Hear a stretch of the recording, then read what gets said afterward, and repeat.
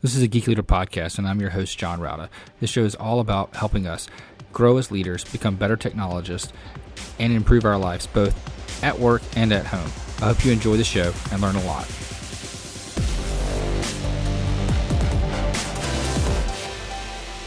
Welcome to a Geek Leader podcast. I'm your host, John Rauda. And if you could, please do me a favor and take a moment and leave a rating and review in whatever podcast player you're listening to this on, whether it's Apple Podcasts, Spotify, iHeartRadio, doesn't matter. I would greatly appreciate it. And that feedback really helps get other listeners to the show. Also, if you're not subscribed, go ahead and subscribe so you don't miss an episode. And if you feel so inclined, you can go to geekleader.com/tip and donate to the show. Thanks so much. All right, Geek Leaders, today I'm honored to have Matt Watson on the show. He's a 5-time founder, CEO, the author of a book called Product Driven, and the founder of Full Scale Ventures, and the host of a podcast also called Product Driven, which we're going to talk a little bit about today, I'm sure. Anyway, with all that being said, Matt, welcome to the show. Hey, thanks for having me, man. If you don't mind, just tell the audience a little about your background, how you got into technology and software development, and why you decided to write Product Driven. Well, honestly, I got into doing, I'll call it computer programming or coding, actually, when I was about 12 or 13 to back then play text-based games over a modem, while I was at school and sleeping, little D&D games, run around, kill a skeleton, pick up some gold, rest and do the thing.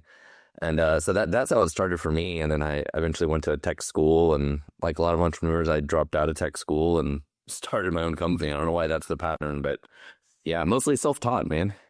Nice. Yeah. And I think it's a trend for people probably our age, because I remember my first computer. I can go way back, and the games were a book. Basically, you bought a book that had the basic language in there, and you have to type in the basic and then type run, and then you could play the game. And then they got more advanced where you had floppy disk and then eventually CDs and stuff like that to do that stuff. But yes, us kids from the late 1900s, we grew up on dial-up and playing text-based games, right? And yeah. And then the fancy things like Halo came out on Xbox and all that kind of stuff. And I'm starting to feel old now. Yeah. It drives me crazy when I'm talking to my daughter, and she's like, "Yeah, back in the 1900s when you did this." It's like, can we at least say that the 90s? Can we at least say that? Like, we have to go to the 1900s? Yeah, man. Yeah, but I mean, I've been doing software development related stuff for 25 years. Been an entrepreneur for over 20 years, and honestly, just a guy who says yes, maybe too often, and problem solver. It's like helping other people. And I think that's the key to being any kind of software engineer is you meet with customers, you meet with users, understand their problems, and figure out how do we engineer a solution to that, right? That's ultimately what we should do. But actually, I feel like a lot of that is lost in for many people's careers. They're hidden, in the basement somewhere writing code and not spending enough time talking to customers. And it's actually kind of what my book is about. But yeah. Yeah, I think you're absolutely right. There's a lot of times where, and I can go back to my early, when I first became, when I'm throughout my tech journey, when I got into software development away from the IT engineering and the network engineering and cyber areas, and got into actually just writing code. The company I was with, we had a process where I was kind of kept away from the customers that were requesting, and these were internal customers. They were like our company, but we were kind of kept away from that because you had analysts, business analysts, and then you had, product managers and project managers and all that. We weren't in a waterfall. I mean, we were in a waterfall. We weren't in an agile framework. So we were, as developers, we just got these BRD documents and would use that to try to write code and never know whether that was good or not until we deployed. And then you're like, no, that missed the mark completely. So yeah, I think that was kind of unfortunate back then. Well, and honestly, it's a lot of times you probably don't get very good feedback, right? You do a deployment and you're like, I don't even know if this worked, it didn't work, they liked it. Like, I didn't even get any feedback. It just kind of lands on deaf ears, right? And I feel like, I'm curious from your perspective, like, do you feel like you kind of lose a sense of purpose? You're like, I don't know, they told me to write this stuff, I do it, I ship it, I don't know if anybody cares. Yeah, I can take it a step further. Yeah, we can take it a step further. And back then, we didn't even put analytics on our stuff because it was all internal. So we didn't even know if people used it. We had no idea if and I remember one of our engineers had the brilliant idea of, hey, let's put some analytics on this internal, app just to see how many people are actually using it. And it was, very like Schrodinger's cat. Is the cat alive or is it dead? Like, does somebody use our software, or like the company really depends on it, or nobody's ever logged in? Like, it's a scary moment. Yeah. And honestly, when you look at it, it was shocking what we found, because that kind of helped us push into an agile, kind of framework. And um, one of the things that shortly after he discovered that, I ended up getting promoted and becoming the manager of that team. And yeah, I sucked at that for a while, but when I got better at it, I realized that some of the insights that we were able to come up with our analytics helped us as a development team to actually learn what the problems were and see what things are being used, and actually meet with our customers and bring our customers into, our, we switched to Scrum frameworks. We actually had, customers sitting in our stand-ups, and, actually started to do, all kinds of like interactions with our customers and figure out what we're actually building. And that really excited our team, and it changed our whole concept. I mean, we went from the team with the most turnover in the company to having no turnover after, 5 years, which is, fantastic. Just mainly because of that word you said, purpose, having a purpose, and feeling like what you're doing matters. You know what's sad though is why is this not such common sense? And most big companies, as you described earlier, there's these layers of product people, business analysts, managers, product owners, like all these different people. You're like 4 layers deep.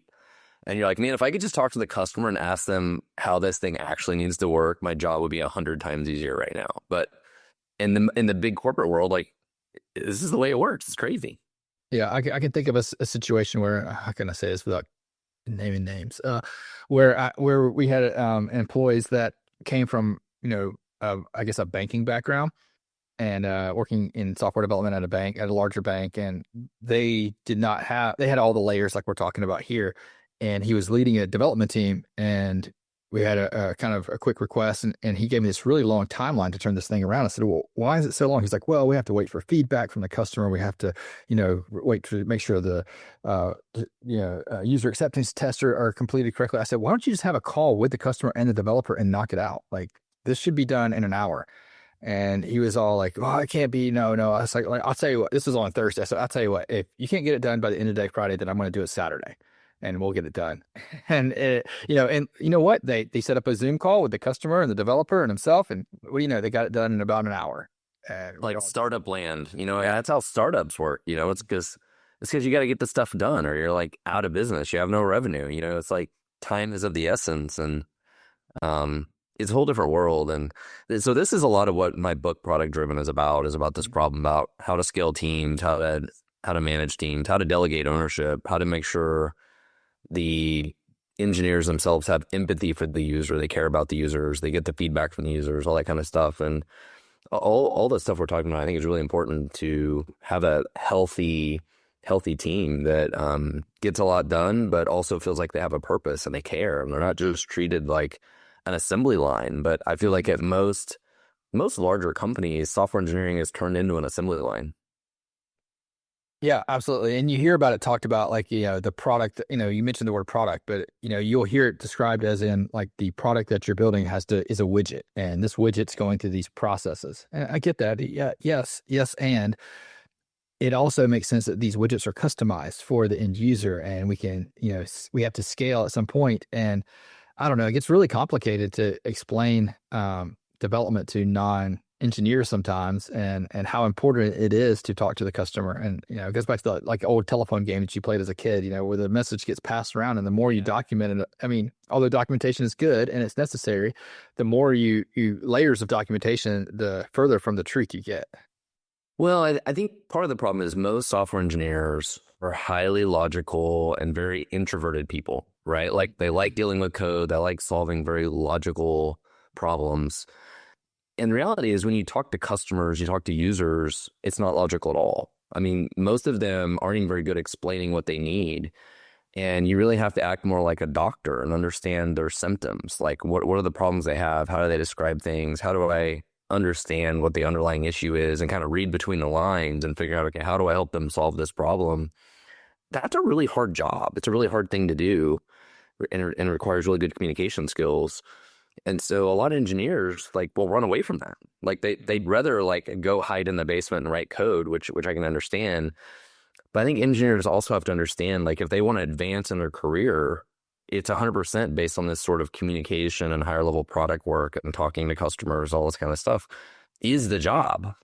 As you progress through your career, that is the job. You cannot hide from people.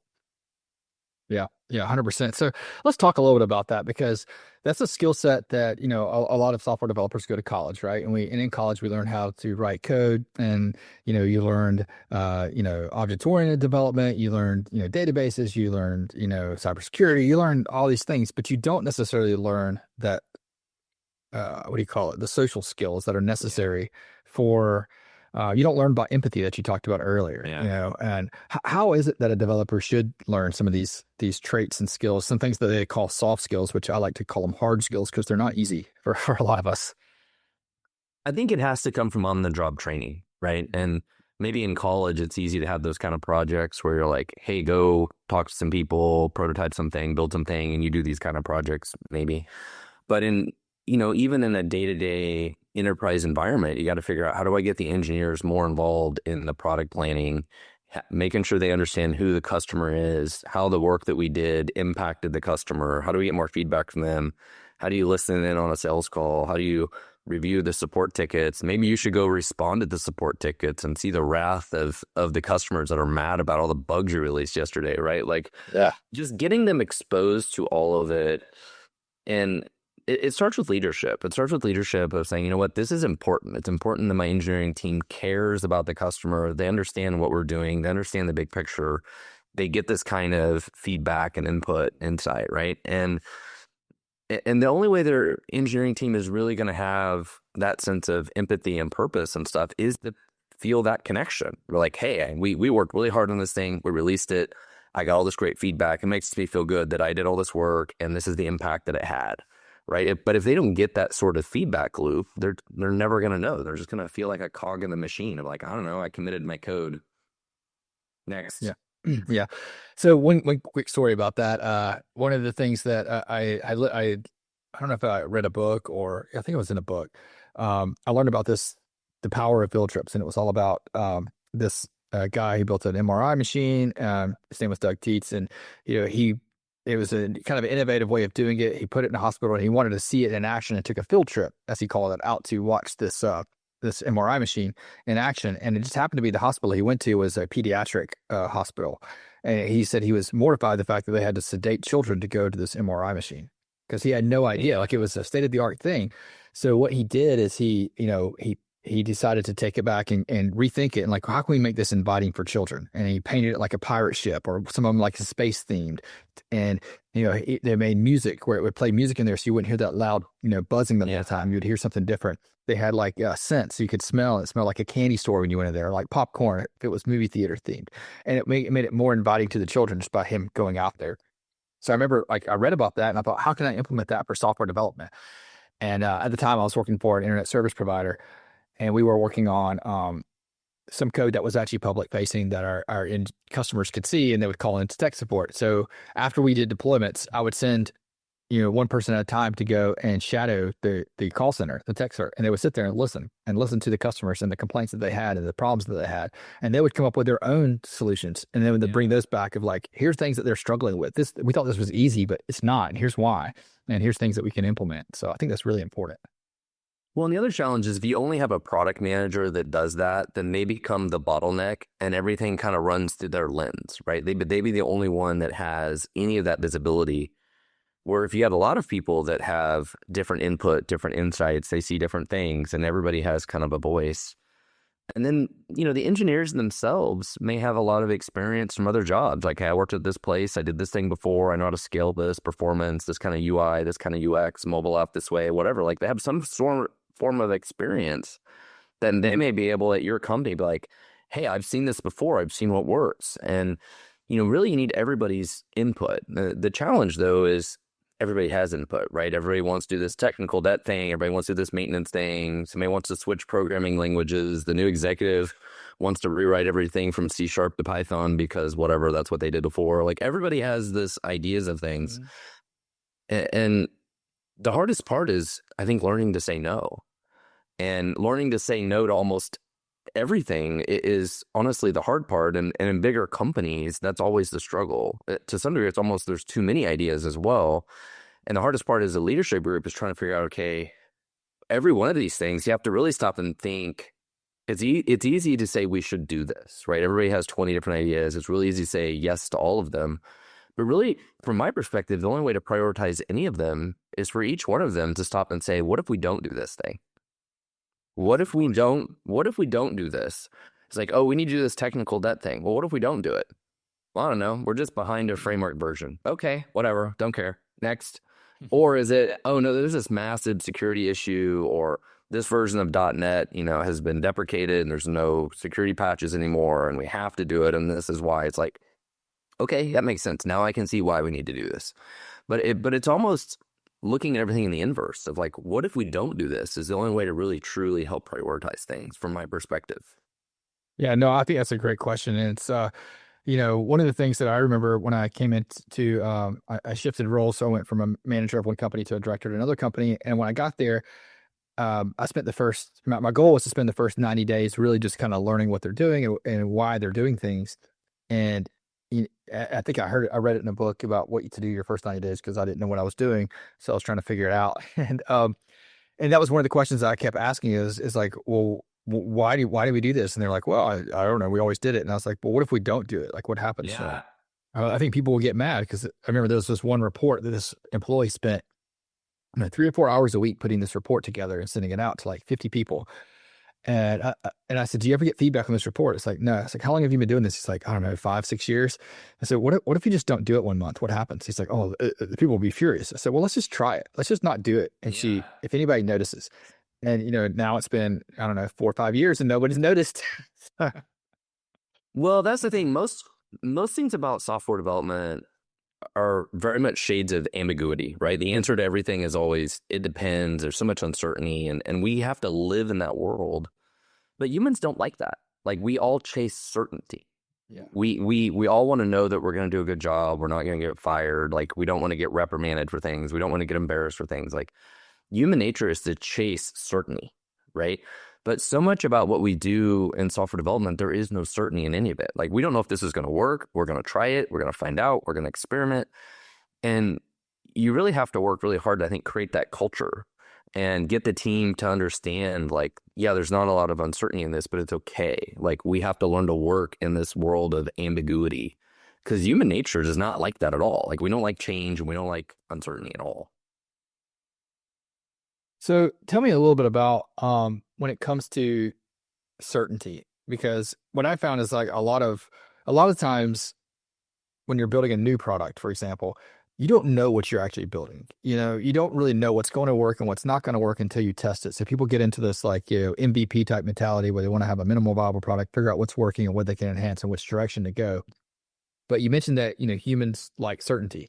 Yeah. So where does like having a roadmap and having a plan, fall in and differ from the uncertainty of figuring out as you go?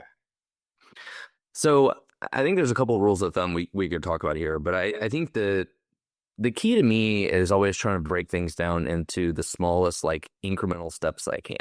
Like what is the smallest unit of work I can do, right? And then I can take and get feedback from that and figure out, am I going the right direction or not?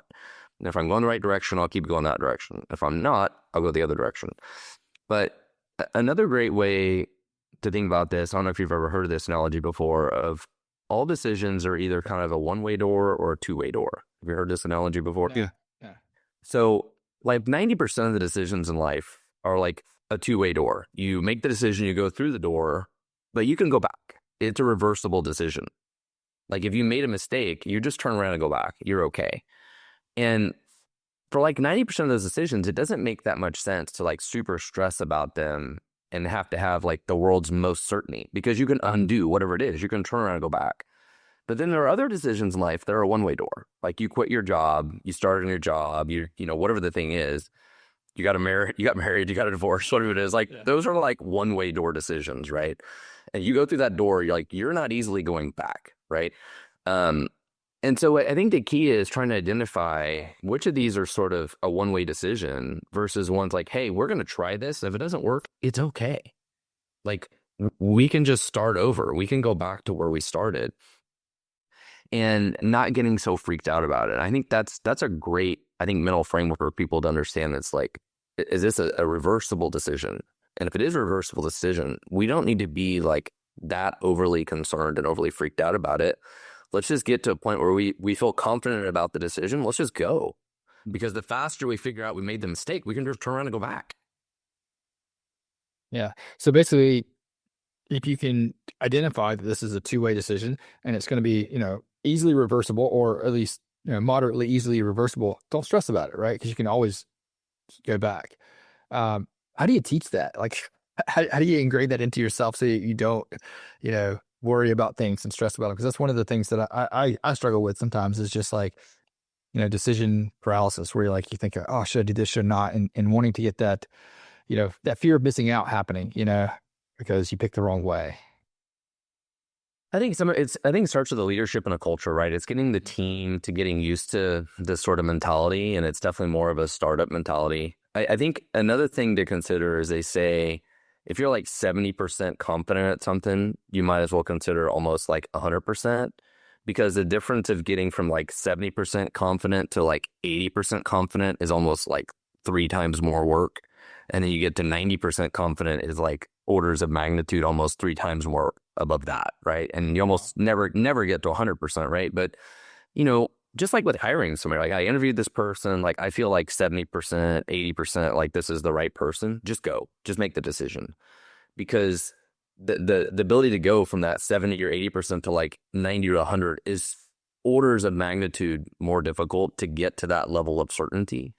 And so you just have to get comfortable with, like, I feel really good in the direction we're going. Let's just go. And especially if we know, like, we can learn from this mistake and adapt if we need to, right? But yeah, humans don't like this. We like certainty. We don't want to make any mistakes. And so I think it has to start from a leadership perspective. We have to understand this and remind our team of, like, well, how do you feel about this decision, and how we're going to architect, how we're going to engineer this, the deployment to production, whatever the thing is. How do we feel about it?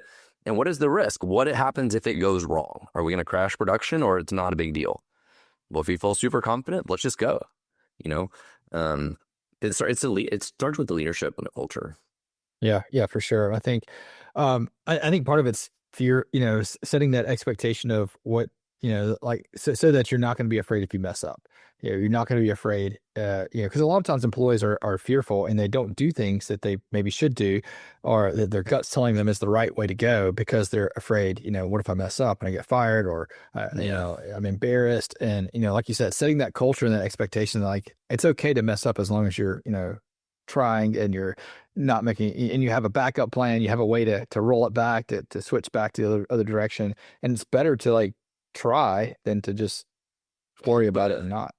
So this is important, but it manifests itself in such a smaller ways, right? It actually manifests itself in how you meet and communicate with the team every single day, right? When somebody on your team brings up an idea, do you publicly shame them and tell them this is a stupid idea? Why would you do this? Or do you, like, thank them, like, hey, that's great, I really appreciate your idea, we'll consider it, or this is why it's good, this is why it's bad, whatever.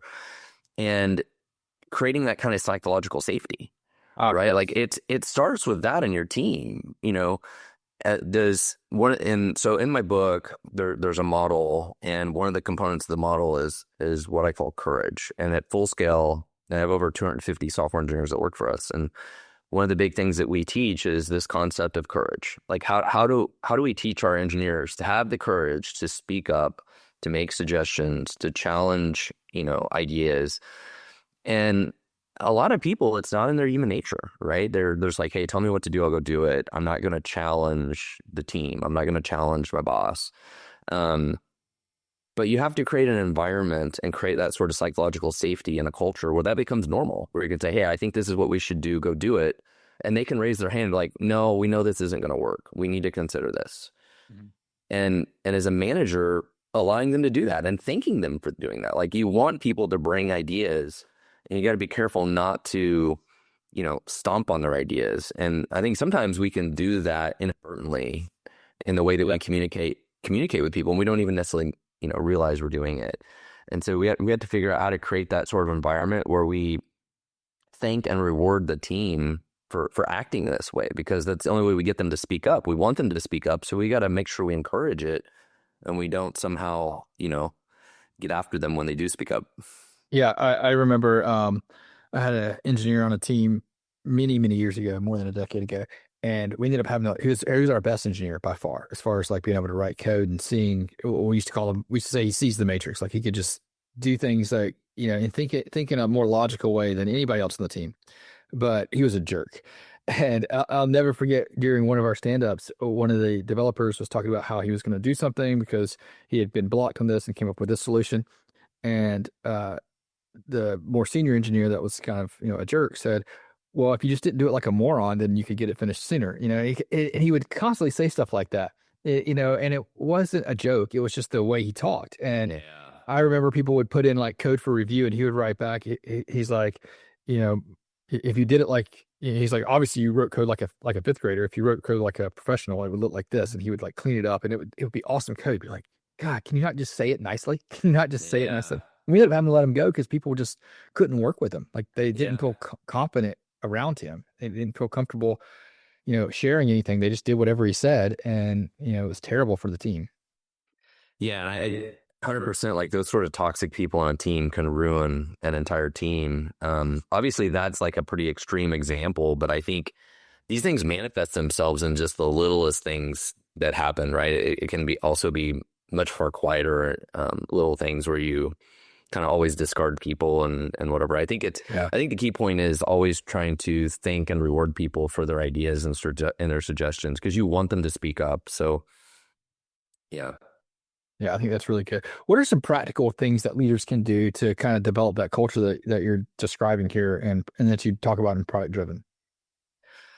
So ultimately, it comes down to delegating. It's such a huge part of this, and we know as leaders, delegation is critical. But especially in software engineering teams, it's easy to be a director, VP, CTO, whatever, and feel like you're the bottleneck all the time. And I think for me, at some point in time in my career, I finally have the aha moment of like, the most productive thing I can do is make other people more productive, and having to really take that to heart and realize like I cannot be the hero all the time. I cannot be the bottleneck every time. I have to learn to train and trust other people. And it starts with having the right people. I mean, if you got a bunch of terrible people on your team that you can't trust, well, you got to start there. But you got to hire people you can trust, and you've got to learn to delegate stuff to them. And for a lot of us, that can be hard, especially if we've been conditioned to be kind of the person and the hero for a long time. But you got to learn to let go, and you got to learn to train people. And to some degree, it's hard to be the bottleneck and the hero. It's also hard to train people. So like, pick your hard. Which hard do you want? Yeah, I had a mentor years ago because I was in that same situation. It's really hard when you transition from being a software engineer to being a manager or a leader of a team, because I mean, part of the reason why you got chose to be the leader of the team or the manager is because you were really good at writing code, right? You're really good at developing. So they assume you're going to be good at managing people. And those are very different skill sets. And usually you're not, at least not at first. No. But I kept having people quit because I micromanaged, and I kept going in and looking at their stuff, and I was not developing the culture that you're talking about, because I would tell people like, oh, if you just did it this way, it would be better, and I'm sure they were leaving very frustrated with me. And I had a mentor that came to me and just told me, it's like, look, dude, you don't scale. Like if you ever want to scale and grow as a leader and grow your team and get more done, you have to step back and, delegate, do less, let go, let people do it their way. As long as you're getting the same results, let them do it their way. Don't get in there and do that, because as one person, you don't scale. And it was a tough thing to learn. And it still bites me every now and then, but 100%. And it's always roll the die. Like, I've recently hired an engineering leader that hasn't been doing a good job. They're about 4 months in, and I'm going to have to make a change. It's like I've lost trust with this person, and I think as a leader, to me, it's all about trust. You trust the members on your team to do what you need them to do, and when you lose that trust, it's sort of just over, right? And yeah, it starts with hiring people you can trust and delegating to them more and more and more, building that trust with them, building rapport with them, and continue to delegate more and more to them. But the worst is working in an environment where you're surrounded by a bunch of people you don't trust. And maybe the problem is you and at some of those times, but yeah, when you're surrounded by a whole bunch of people that you can't trust to get anything done, like that's a really tough environment as well. But hopefully you if you have the ability to sort of build some of your own team and find some people you can trust in, it's like you got to find people you trust in and you've got to delegate to them. Yeah, absolutely. I think it's probably the most important. And, building trust. Let's talk a little bit about that because I've worked in environments before where, I had good relationships with lots of other peers and other departments and other areas, and we developed trust. And then there's that one person, that has a wall up, and it's hard to get anything into them. How do you help break down that wall? I mean, in certain situations, I've had to just like not work with a person, and kind of let them fail, because they're not able to do it. But and maybe I'm doing something wrong. I just don't know what to do. Well, some of it always starts with creating like a personal relationship with people, right? Like some sort of personal relationship with people helps break those walls down. Now, granted, some software engineers are super introverted and have no personality, and it's hard to have a relationship with them anyways. That's like its whole other podcast probably. But yeah, it starts with building a relationship with people and trying to slowly build that trust. And when we say trust, it's like I'm not going to go to somebody and be like, hey, you architect the whole system and you do all this, and like I trust you unequivocally. It starts with small things, right? I give you a small task, and you did a really good job with it. Okay, I'm going to give you something a little harder to do. And you build trust over time and understand what people are good at, what they're not good at, how to manage them, how to motivate them, all that kind of stuff. Because every employee is totally different. And I think that's one of the hardest things too, is realizing as a leader, you mentioned earlier, you go from individual contributor where you're managing code all day. You're in a world of highly logical things. And all of a sudden as a manager, you're dealing with humans, which now you're just managing emotions all day, really, is really what it comes down to. You're managing people all day and you're really managing their emotions. You're trying to figure out how to motivate them, reward them, get them to do what you want them to do, all that kind of stuff. And you're managing emotions. You go from managing highly logical things to highly emotional things. And it's a totally different world, and it's very difficult. And this comes from somebody who, I'm 44 years old now, and I had spent most of my 20s having very little emotional intelligence and being very frustrated with other people. And I just took a long time to build that emotional intelligence and realize like dealing with other people, and different people are different than me. They have different strengths, they have different weaknesses. They think about things differently, having empathy for them. Like those are really hard skills to learn.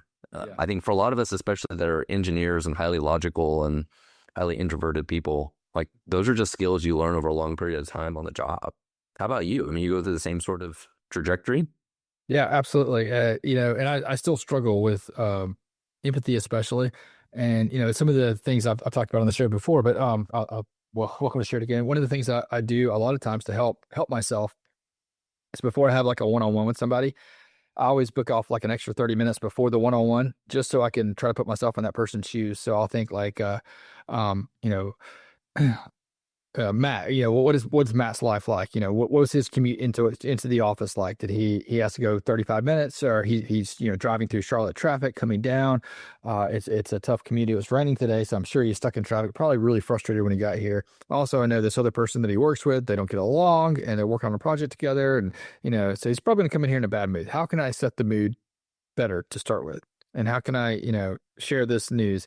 And then a lot of times what I'll do, and, this is me falling into the AI trap, is I'll go to ChatGPT and I say, hey, I have to deliver this bad news to an employee. And this employee, you know, typically responds in this way. How can I say this in a way that's nice? How can I say this in a way that's better responded? And, try to get some feedback that way. But I have to really work on it. And I found out because people didn't like to do one-on-ones with me because I was too harsh. I was too critical, and, I would just be blunt. So I've also learned to take one-on-ones outside. We do walking one-on-ones now. And the reason why is because out in nature, I'm just a nicer person. And I think that gets them out of the office. So they're not like sitting face to face with me. We're side by side. We are peers now, walking down the street, having a conversation versus looking across my desk at somebody. And that's a little awkward sometimes, I I want to credit having kids to having help with a lot of this too. I've got 5 kids now, and what you just described, I would also sort of describe as kind of understanding the why. Like why does somebody feel the way that they do? What are they trying to accomplish? And a great analogy of this is kind of like having kids, right? Your kid is screaming and crying, and you're upset because they're screaming and crying.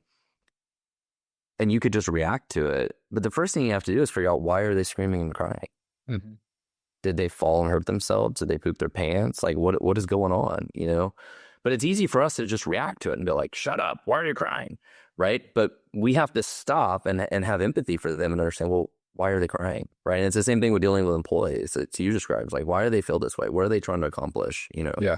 what's going on in their world? And it's hard to do that sometimes. Yeah. I'd say, kids, I have 3 kids, and one thing about kids is like, I have used so many things that I use with my kids at work, the employees, and I'm almost embarrassed to say some of it, but like my wife and I did this parenting workshop with our church, and one of the things in there that I talked about was one of the tools that I guess they called it, that it had, was to, instead of telling your kids like, hey, you didn't make your bed again, ask them the question about like, what's your plan for making your bed? Because that tells them that, they didn't make the bed, but you're not reprimanding them. You're giving them an opportunity to have a plan. I use that almost daily at work, for somebody I noticed something didn't get done or is running behind schedule. And I can just say, hey, what's your plan for getting this caught up here? What's your plan for, getting that report to me in time? And it works almost every time. What's your plan for production being down right now? Exactly. I'm gonna remember this one. This is my key takeaway from today. So I'm gonna frame every question this way now. Yeah, because it's a nice way to kind of let people know that you're not, asleep at the wheel here. You're paying attention, but you're not going to come down on them and be like, "Hey, man, you missed the deadline again." It's just like, it's also giving them the opportunity to say, "Hey, I know that I'm confident in you that you have a plan for this, so just share it with me." What's your plan for being totally behind on all of your work for the last 2 weeks? Yeah, that comes off a little bit different. Yeah, I'm gonna have to work on this a little bit. But yeah, that's one of the things that I've stolen from parenting and use at work. I'm gonna guess I probably shouldn't use this on my wife. No, It's probably not good. no, spouses can see right through it. Yeah, but use it for your kids. It works great. Like I still use it for my teenagers. Matt, this has been a great conversation. I really appreciate having you on and teaching us a little bit about this mentality of changing our culture to help us with product-driven, development. And how can people learn more about this, learn more about what you do at Full Scale, and pick up a copy of your book? Yeah, so I do host a podcast, I have a newsletter. You can check it out at productdriven.com. The book's available on Amazon and stuff as well. My primary company, Full Scale, does software development for other people. We're like a dev agency, and you can check us out at fullscale.io. Definitely follow me on LinkedIn. I have like 70,000 followers on LinkedIn. I post random musings every day related to software engineering and startup stuff. So thank you so much for having me on the show today. Yeah, awesome. I'll link all that too in the show notes at geekleader.com so people can go there and click through. And yeah, definitely looking forward to checking out your podcast as well, because I always find something to listen to. So fantastic. All right. Thank you, sir. Take care. Hope you enjoyed the show. Please go to geekleader.com to learn more about what this guest is up to. Click on their links and connect with them online. I would also greatly appreciate it if you could leave me a rating and review in Apple Podcasts or wherever you listen to the show. Make sure you've subscribed if you haven't already. And if you feel so inclined, you can leave me a tip by going to geekleader.com/tip.